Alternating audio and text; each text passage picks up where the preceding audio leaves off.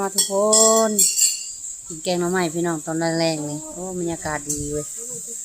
มาเด้อมาเด้อใครอยากมาเด้อคอมเมนต์มามีครบเมนูมาเด้อมาเด้อสิสุดลองเบิ่งนี่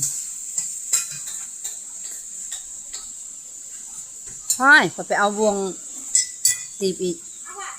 เอามาเด็กจากนั้นก็ครัว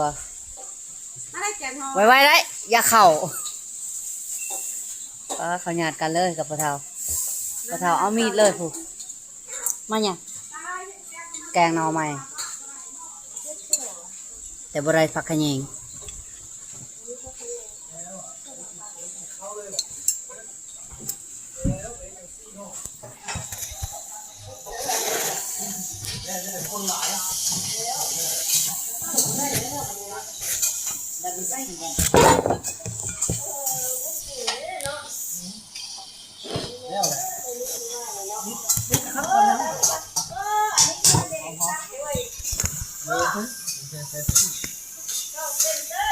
มาเดินมาเด้อคนโตเล่นไส้เนาะ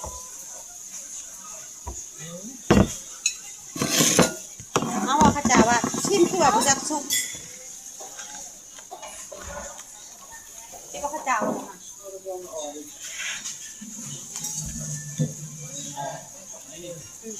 มากินแกงหน่อไม้โอ้แซ่บพี่น้องโอ้ยมันไหลสดมาเด้อมากินแกงหน่อไม้น้ำปลาเด้อจุดสดนอนพี่น้อง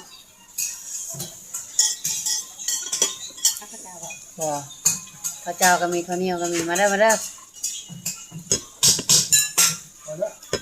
อีกทีละโอ้ยอย่าเอ็ดกรอบลายแกนี่เอ็ดกรอบลายนะตัดจะพีที่กินกับคุณมันตบชุกไปสิข้าวเจ้าผู้ชุกเอาอยู่ว่าที่ข้าวเจ้าผู้ชุกมันน่าจะ